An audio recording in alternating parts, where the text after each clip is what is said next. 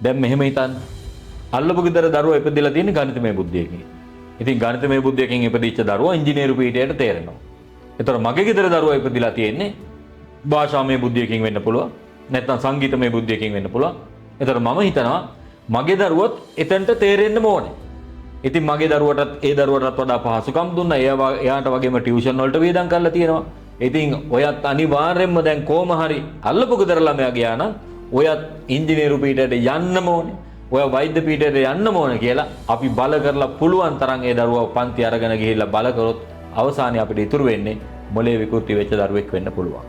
ඒ වගේම තමයි අල්ලපු ගෙදර දරුවා ඉපදිලා තියෙන්නේ සංගීතමය බුද්ධියකින්. ඒ දරුවා සුපර්ස්ටාර් තරඟයකට ගිහිල්ලා පළවෙනියා වෙනවා. ඒතර මගේ දරුවත් කොහොම හරි සුපර්ස්ටාර් කෙනෙක් කරන්නම උත්සාහ කරලා ලංකාවේ තියෙන තරම් සංගීත පන්ති අරගෙන ගියා කියලා සමහර විට මගේ දරුවට එහෙම කරන්න බැරි වෙන්න පුළුවන්. එයා ඉපදලා තියෙන ගණිතමය බුද්ධියකින් වෙන්න පුළුවන්. එහෙම නැත්නම් හසුරු කුසලතා බුද්ධියකින් වෙන්න පුළුවන්. මේ නිසාම දරුවන්ගේ බුද්ධිය ලෝකේ වර්ගීකරණයකට ලක් කරනවා. ඒක තමයි මහාචාර්ය හොවර්ඩ් ගාර්ඩ්නර්ගේ මල්ටිපල් ඉන්ටෙලිජන්ස් බහුවිධ බුද්ධි න්‍යාය යටතේ ලෝකේ දරුවන්ගේ බුද්ධිය වර්ගීකරණයකට ලක් කරනවා. දරුවන්ගේ නෙමෙයි අපි හැමෝගෙම බුද්ධිය විවිධ වර්ග වලට අයිති ප්‍රධාන බුද්ධි කොටස් 8කට අයිති කියලා අපි හැමෝම. ඒ කියන්නේ අපි කාටවත් මේ බුද්ධි කොටස් ඔක්කොම නැහැ. අපිට ඔක්කොම මේ බුද්ධි වර්ග 8න් 2ක් 3ක් උපරිම ගිෆ්ටඩ් කෙනෙක් නම් ත්‍යාගලාභී ලෙස ඉපදුනා නම් 4ක් විතර තියෙන්න පුළුවන්. එහෙම නැත්නම් ඉතුරු ඒවා අපිට නැහැ. කවුරුවක්වත් සර්වඥ නැහැ. කාටත් තියෙන මේ බුද්ධි වර්ග වලින් ඊටාම සීමිත ප්‍රමාණයක්. ඉතින් ඒ අනුව බුද්ධි වර්ග නම් කරනවා හසුරු කුසලතා බුද්ධිය, ගණිතමය බුද්ධිය, සංගීතමය බුද්ධිය, අවකාශමය බුද්ධිය, භාෂාමය බුද්ධිය ආදී වශයෙන් බුද්ධි වර්ග 8කට මේ බුද්ධි වර්ග ගණනය කිරීමක් සිද්ධ වෙනවා. නිකන් හිතන්න අපි ඉස්කෝලේ යන කාලේ පුංචි කාලේදී කළු ලෑල්ල පාට කරපු දවස් ඔබට මතක ඇති. දැන් දරුවෝ කළු ලෑල්ල පාට කරන්නේ. හැබැයි දෙමව්පියන්ට මතක ඇති කළු ලෑල්ල පාට කරපු දවස්. කළු ලෑල්ල පාට කරන දවසට අපි එක්කෙනෙක් එඬරු කිරි අරගෙන එනවා. තවත් එක්කෙනෙක් කෙහෙල්මුව අරන් එනවා. තවත් එක්කෙනෙක් පාන්දලි අරගෙන එනවා. අපි ඔක්කොම ගෙනල්ලා එදාට කවුද නායකත්වය ගන්නෙ?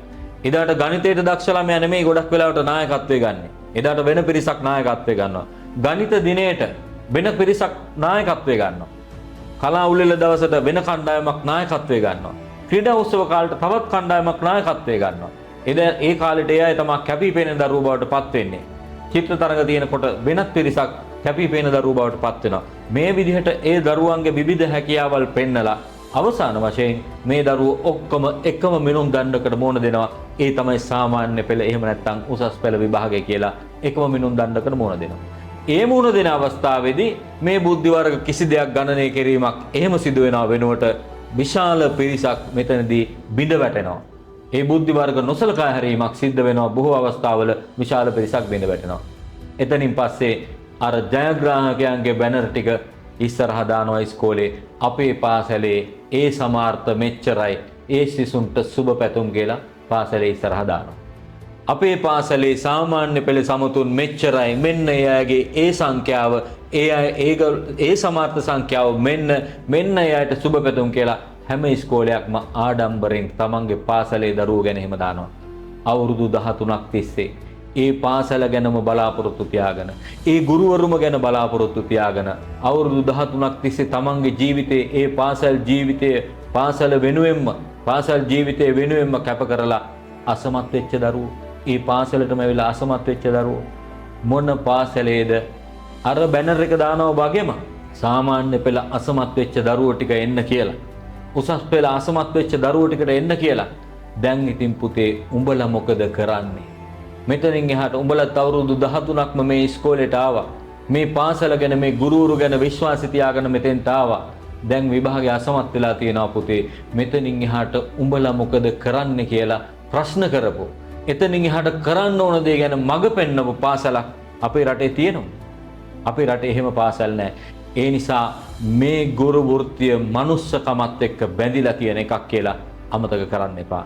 ගුරු වෘත්තිය මනුස්සකමත් එක්ක බැඳිලා තියෙනවා. පාසලේ කාර්යභාරය මනුස්සකමත් එක්ක වගකීමත් එක්ක වගවීමත් එක්ක බැඳිලා තියෙනවා කියලා අපිට අමතක කරන්න පුළුවන් කමක් නැහැ.